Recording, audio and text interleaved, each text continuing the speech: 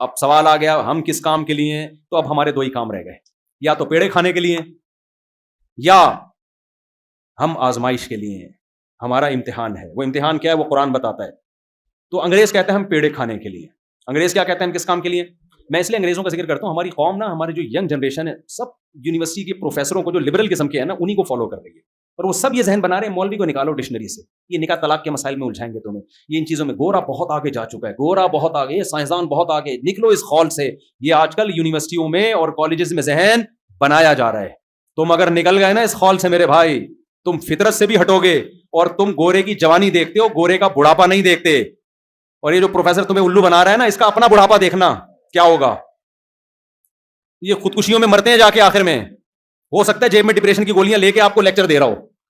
Nature سے بغاوت کرو گے کبھی سکون نہیں ملے گا. اور جو خدا کو مانتے ہیں نیچر پہ وہی چلتے ہیں, کیونکہ خدا فطرت کے راستے کو متعین کرتا ہے. اللہ بتاتا ہے یہ نیچر ہے, فطرت اللہ التی فطر الناس علیہا. قرآن کہتا ہے اسلام ہی دین فطرت ہے جس میں میں نے لوگوں کو پیدا کیا ہے. نیچر ہے انسانیت کی. جانور اپنی نیچر کا خود تعین کرتا ہے, قدرت نے اس کو سمجھایا ہے, انسان کو سمجھانا پڑتا ہے یہ نیچرل ہے یہ نیچرل نہیں ہے. عقل گمراہ کر دیتی ہے انسان کو اگر وہ خدا کی مرضی کے خلاف ہو, تو تباہی بربادی میں. دیکھو ہم نے بے روزگار لوگ خوش دیکھے ہیں جو مذہب پہ چلتے ہیں, لیکن ایسے لوگ جو پیسہ ہے مذہب کو نہیں مانتے, خدا کی قسم سب کچھ ہو کے بھی ٹینشنوں میں ہے. وہ دنیا میں سب سے ترقی یافتہ ملک میں خودکشی کا ریشو سب سے زیادہ ہے. یہ کتنی بڑی گراؤنڈ ریئلٹی ہے, سمجھ میں آ رہی ہے بات کہ نہیں آ رہی ہے؟ دنیا کے بعض ملک ایسے ہیں ہر آدمی سونے کے نوالے کھا رہا ہے وہاں پہ, میں اور آپ تصور نہیں کر سکتے.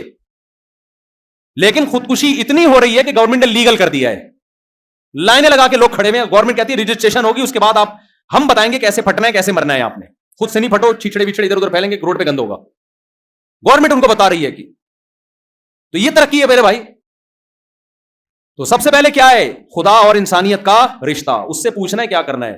اور کمال کی بات, خدا آپ کو نہ ترقی سے روکتا ہے نہ انسانیت کی خدمت سے روکتا ہے. وہ کہتا ہے کرو, لیکن کس کو خوش کرنے کے لیے کرو؟ مجھے خوش کرنا. مجھے اگر بیچ سے نکالو گے پھر کروڑوں خربوں لوگوں کو تم کھانا کھلا دو, انہی سے اجر مانگنا, مجھ سے تمہیں ملنے والا کچھ بھی نہیں. حدیث میں آتا ہے اتقوا النار ولو بشق تمرہ, آدھی کھجور بھی صدقہ کر کے اللہ کے عذاب سے بچ سکتے ہو. لیکن یہ آدھی کھجور کس کے لیے خرچ کر رہے ہو؟ خدا کو خوش کرنے کے لیے. کھلا کس کو رہے ہو؟ خدا کو نہیں, غریب کو. لیکن کروڑوں انسانوں کو بھی کھانا کھلا دیا انسانوں کو خوش کرنے کے لیے. خدا بیچ سے نہیں ہے. اللہ کہتے ہیں انسانوں کے لیے کیا, اجر کون دے گا؟ انسان نے. ایوارڈ ان سے لے لینا, میرے پاس 2 ٹکے کا بھی تمہارے لیے اجر بولو نہیں ہے. تو ہمیں تو ہر چیز میں خدا کو لانا پڑے گا. تو اب اللہ تعالیٰ کہتے ہیں میں نے ساری کائنات انسانوں کے لیے اور انسان کو پیدا کیا, لیبلوکم ایکم احسن عملا. کیا زبردست آیت ہے, خدا کی قسم. یہ آیت جس کے پاس نہیں ہے نا, اس کو بیچارے کو پتہ ہی نہیں ہے میں نے زندگی گزارنی کیسی ہے, میرا اگلا قدم ہوگا کہاں. وہ اندھیروں میں بھٹکتا پھرے گا. آپ سمجھ رہے ہو کہ مائیکل جیکسن کامیاب تھا؟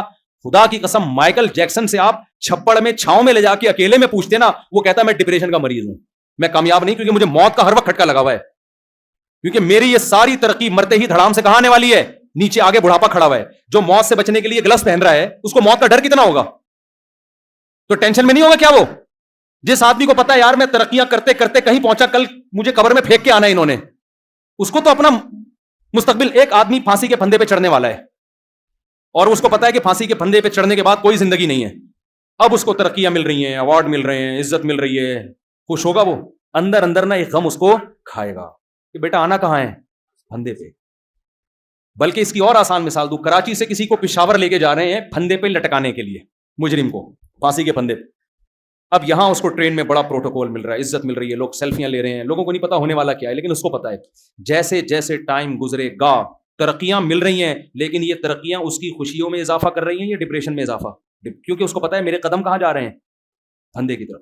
یاد رکھو ہر کافر کے دل میں یہ بات ہے, میں جتنی بھی ترقی کر لوں میرے قدم روز بروز کہاں جا رہے ہیں؟ موت. اور موت سے پہلے بڑھاپے کی طرف. اور بڑھاپے میں سارے مزے کیا ہونے والے ہیں؟ کرکرے. ایک ہوتے ہیں کرارے پاپڑے, صحیح ہے نا, کرکرے ہونے والے ہیں. تو یہ کرارے پاپڑے نہیں ہیں. اب تو ہم نے ٹرینوں میں سفر ہی چھوڑ دیا, وہ سیلفیاں رش کی وجہ سے, ورنہ اتنا مزہ آتا تھا. ہر تھوڑی دیر میں کرارے پاپڑے ایسی زبردست آواز آتی تھی, گرم انڈے. کراچی کی ٹرینوں, پاکستان کی ٹرینوں کا اپنا مزہ ہے یار, وہ کلچر دنیا میں کہیں نہیں ملتا. میں نے یورپ کی ٹرینوں میں سفر کیا اتنی تمیز سے کہ میں بور ہو گیا. نہ کوئی پھڈا ہو رہا ہے, نہ کوئی بٹ پٹانگ بات ہو رہی ہے. ٹرینیں ٹائم پہ چل رہی ہیں, ٹائم پہ جہاں اسٹیشن رک رہی ہیں, سب بیٹھ کے اپنا اسٹڈی کر رہے ہیں, مطالعہ کر رہے ہیں. کوئی اونچی آواز کسی نے موبائل سے بات کرنی ہے, دور جا کے بات کر رہا ہے, مزہ ہی نہیں ہے. یہاں ٹرینوں میں ایسا مزہ ہے کیا, کھڑکیوں سے جو باکسنگ شروع ہوتی ہے میری سیٹ پہ کیوں بیٹھ گیا, اب تیرے باپ کی سیٹ ہے کیا؟ کیا مزیدار سفر ہوتا ہے یار یہاں. ٹرینیں رکتی ہیں, پھر وہ گرم انڈے, کیا جوس لے لو, جوس, کرارے پاپڑے, کیسی کیسی آوازیں آ رہی ہوتی ہیں, بہت مزہ ہوتا ہے آپ کو. خیر, تو ٹرین کبھی الحمدللہ ٹائم پہ نہ پہنچی, نہ کبھی اسٹیشن سے کبھی ٹائم پہ نکلی. اسٹیشن کا اپنا مزہ ہے, پھر وہیں بیٹھے ہوئے آپ. میں 2007 میں اپنے ساری فیملی کو لے کے نا, ساری کا مطلب آپ والی ساری نہیں, بہت ساری ہوتی ہے, پھر وہ ہماری ساری کا مطلب بہت ساری, ہماری تھوڑی بھی بہت, ہمارے تھوڑے بچے بھی بہت ہوتے ہیں. میرے جب صرف 6 بچے تھے تو میں بتا رہا تھا صرف 6 ہیں. تو اچھا خیر, زیادہ نہیں ان چیزوں میں, ابھی موضوع چینج نہ ہو جائے. تو بات کیا کر رہا تھا یار, ٹرینوں کے سفر کی بات کر رہا تھا. پشاور لے کے جا رہا تھا آپ لوگ کو, تو وہ پھانسی کے پھندے کی طرف جا رہا ہے, تو آپ کو پتا ہے وہ انجام کیا ہونے والا ہے. تو کافر کو بھی پتا ہوتا ہے, نافرمان کو بھی پتا ہوتا ہے, بھائی کتنی بھی ترقی کر لو آگے کیا ہے, بڑھاپا. سارے مزے کیا ہونے والے ہیں, کرکرے. یہ کرکرے سے آگے چلے گئے تھے ہم, کرکرے ہونے والے ہیں مزے, ڈپریشن, مسلسل اسٹریس. میں نے ان ملکوں میں جن کو آپ دنیا کا سب سے زیادہ ترقی یافتہ سمجھتے ہو, وہاں میں نے ڈاکٹروں سے پوچھا ہے کہ یہاں پیشنٹ سب سے زیادہ کس کے ہیں. ڈاکٹر کہتے ہیں اسٹریس اور ڈپریشن کے سب سے زیادہ یہاں پیشنٹ. آپ ہمارے یہاں جاؤ, سب سے زیادہ پیشنٹ کھانسی کے, نزلے کے نظر آئیں گے, کینسر کے, وہ بھی اپنی حماقتیں کر کر کے, گٹکے کھا کھا کے کینسر کے پیشنٹ. ڈپریشن والے سارے کام یہاں ہیں. پھر بھی اتنی ڈپریشن نہیں ہے جتنی وہاں. ڈپریشن لیس زندگی ہے, پھر بھی ڈپریشن ہے. کھوپڑی میں آنے والی بات ہے یار تمہارے کو. تمہیں جب شہوت تمہارے دماغ پہ چڑھتی ہے, تم نائٹ کلب چلے جاتے ہو. یہاں تو بیٹھا ہوگا کنڈی لگا کے, کانپ رہا ہوگا, ابا سے بھی ڈر رہا ہوگا, ہسٹری بھی چیک کر رہا ہوگا, اور توبہ استغفار بھی کر رہا ہوگا صبح اٹھ کے. اور ان کے پاس تو کھلا اوپن ہے بھائی, کوئی آر دلانے والا بھی نہیں ہے. جو چاہو تم کرو یار. تم بے روزگار ہو, اس میں بھی تمہیں ثواب ملتا ہے. آسٹریلیا میں بے روزگار کو $3,000 ملتے تھے اس وقت, پتہ نہیں کتنے مل رہے ہوں گے. بے روزگار ہونا بھی ثواب کی بات ہے. آپ بے روزگار ہیں, گورنمنٹ کہتی بہت افسوس کی بات ہے, ہمیں افسوس ہو رہا ہے, آپ یہ $3,000 ہم سے لیا کریں. پھر بھی خودکشی کر رہے یار تم. ہمارے ہاں تو بے روزگار, روزگار ہو کے بھی بے روزگاری ہے نا. 40-50 ہزار میں آپ بتاؤ, گٹکے کا خرچہ نہیں نکلتا آج کل. جو گٹکا کھا رہا ہے نا, اس کے گٹکے کا پان گٹکا نہیں نکلتا 40-50 میں. تو خیر, میں آپ سے عرض کر رہا ہوں کہ میرے بھائی, آپ کو خدا کو اپنی زندگی میں لانا پڑے گا. تو اللہ میاں کہتے ہیں میں نے جو تمہیں پیدا کیا نا, تو یہ جو آیت ہے نا, لیبلوکم ایکم احسن عملا, اس نے ہمارے سارے مسئلے حل کر دیے. اور جو میں بیان لے کے چلا تھا کہ ہمارا سب سے بڑا مسئلہ یہ ہے کہ ہمیں پتہ ہی نہیں کہ ہمارا مسئلہ کیا ہے, اس آیت نے وہ مسئلہ ہمارا حل کر دیا. ہمیں بتا دیا تمہارا سب سے بڑا مسئلہ یہ ہے کہ اللہ نے تمہیں پیدا کیا ہے. سورہ ملک اٹھا کے دیکھیں, لیبلوکم, اللہ تمہیں آزمانا چاہتا ہے, ایکم احسن عملا, تم میں اچھا عمل کون کرتا ہے اور برا کون کرتا ہے. اللہ تمہاری عمل کو دیکھنا چاہتا ہے, اچھا کون ہے برا کون ہے. اللہ نہ دولت کو دیکھنا چاہتا ہے, نہ صحت کو دیکھنا چاہتا ہے. صحت کامیابی ہوتی تو ایوب علیہ السلام معاذ اللہ ناکام تھے, وہ تو ساری زندگی کس میں گزرے, بیماریوں میں گزرے. آپ کی چاہتوں کو پورا ہونا اگر کامیابی ہوتی تو یعقوب علیہ السلام معاذ اللہ ناکام تھے, وہ تو بچپن میں ان کا بچہ گم گیا, بڑھاپے میں جا کے ملا ہے ان کو. ساری زندگی بچے کے بغیر روتے روتے گزری, لیکن ناکام تھے یا کامیاب تھے؟ کامیاب تھے وہ. کیوں؟ عمل اچھا تھا. صبر, بے صبری برا عمل ہے, صبر کیا ہے؟ اچھا عمل. بچہ گم گیا, انہوں نے صبر کیا, اللہ نے کیا کر دیا ان کو؟ کامیاب کر دیا. سلیمان علیہ السلام کی زندگی دولت میں اور حکومت میں گزری, وہ بھی کامیاب تھے.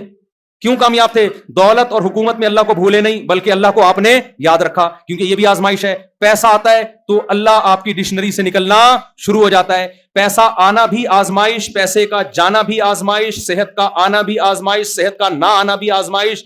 آپ کے مسائل حل ہو جائیں تو بھی آزمائش, مسائل حل نہیں ہو رہے تو بھی آزمائش. اصل مسئلہ یہ ہے کہ جس کنڈیشن میں ہے اس کنڈیشن میں خدا کے حکم کو فالو کر رہے ہو کہ نہیں کر رہے. اگر کر رہے ہو تو کنڈیشن میں مت پڑو, خدا کے حکم کو فالو کر رہے ہو تو جس بھی کنڈیشن میں ہو آپ کامیاب ہو, چاہے دولت میں ہو چاہے غربت میں ہو. حضرت عثمان دولت مند تھے, جنتی. حضرت ابو ہریرہ غریب تھے, عبداللہ بن مسعود غریب تھے, پھر بھی کیا ہے؟ جنتی ہیں. تو اگر مسئلہ دولت ہوتا تو سارے صحابہ دولت کی فکر میں لگے ہوتے کہ یار یہ عثمان غنی بن گئے, ہم غریب ہیں, ہمارے پاس تو کھانے کو روٹی نہیں ہے. اور اگر غربت کامیابی ہوتی تو حضرت عثمان غریب بن جاتے, کہتے سارا بزنس ختم کرو, غریبوں والی زندگی گزارو. ہمارا بڑا مسئلہ یہ بھائی, جس کام کے لیے ہمیں بھیجا گیا ہے نا, کمپنی نے بھیجا تھا تو وہ کام تو کرو نا. اللہ نے ہمیں بھیجا ہے, لیبلوکم ایکم احسن عملا, اللہ دیکھ رہا ہے تم میں اچھا عمل کون کرتا ہے, یہ دیکھ رہا ہے. آگے ایک انتہائی اہم بات کر کے بیان ختم کرتا ہوں. کیا کروں, میں تو چاہ رہا ہوں سمیٹوں بیان کو. اب اچھا بن کے جو جائے گا وہ کامیاب ہے. یہ ایگزامینیشن ہال ہے, اس کے بعد ایک زندگی ہے. قرآن کہتا ہے جو پانی کے قطرے سے انسان کو ایک پہلی دفعہ پیدا کر سکتا ہے, وہ مٹی میں تحلیل ہونے کے بعد دوبارہ بھی پیدا کر سکتا ہے. وہ دوبارہ پیدا کرے گا تمہیں. ہم دوبارہ بھی پیدا ہوں گے, مر کے ختم نہیں ہو جاتے. بار بار مشرکین کہتے تھے ہڈیاں ہو گئے, بوسیدہ ہو گئے, ختم ہو گئے. قرآن نے بار بار اسی کا جواب دیا, کہ قل کونوا حجارۃ او حدیدا، پتھر بن جاؤ، لوہا بن جاؤ، خدا دوبارہ بنا دے گا. جو پہلی دفعہ پیدا کر سکتا ہے وہ دوبارہ بھی بنا سکتا ہے. جب پہلے کچھ بھی نہیں تھا بنا دیا اس نے، اب تو پھر بھی کچھ ہو، اب تو ذرات تو ہے نا. یہ بار بار قرآن اس بات کو بیان کرتا ہے کہ ایسا مت سمجھو میں دوبارہ نہیں پیدا کروں گا، دوبارہ پیدا کروں گا، کیونکہ میں نے کسی مقصد کے لیے بنایا ہے، ایسے پیڑے کھانے کے لیے تھوڑی پیدا کی. اگر مجھے ایک بات بتاؤ آخرت نہیں ہے تو اس کا مطلب خدا بہت بڑا ظالم ہے. کیونکہ پھر دنیا میں ایسے ایسے مجرم لوگ بھی ہیں کہ 100 انسانوں کو قتل کر کے چلے گئے، کوئی کیس ان پہ نہیں بنا. اور ایسے لوگ بھی ہیں جو 100 انسانوں کی جانیں بچا کے گئے ہیں، ان کو بھی کوئی اجر نہیں ملا. تو مر کے اگر سب مٹی ہو کے ختم ہو جاتے ہیں، اس کا مطلب خدا کے نظام میں ایسی دھاندلی ہے اور ایسی لاپرواہی والا نظام ہے کہ نہ اتنی بڑی نیکی کرنے والے کو کچھ مل رہا ہے اور نہ اتنی بڑی برائی کرنے والے کو کوئی سزا مل رہی ہے. سب مر کے مٹی ہو کے کیا ہو رہے ہیں؟ ختم. تو اللہ کہتے ہیں ام نجعل المتقین کالفجار، یہ کیسے ممکن ہے کہ جو نیکیاں اچھائیاں کر کے گیا ہے وہ بھی فیوچر سیم، اور جو برائیاں کر کے جائے اس کا فیوچر بھی سیم؟ یہ کیسے ممکن ہے؟ میں ایسا کیسے کر سکتا ہوں؟ آپ اپنے بچوں کے ساتھ یہ سلوک نہیں کرتے کہ ایک فرما بردار ہے اور ایک باپ کو مارتا ہے، تو باپ جو ظلم کرتا ہے اس کو جائیدادوں سے محروم کر دیتا ہے اور ساری جائیداد فرما بردار کو دے دیتا ہے. کبھی بھی سیم سلوک نہیں کرتا باپ ان کے ساتھ. تو خالق کیسے کرے گا؟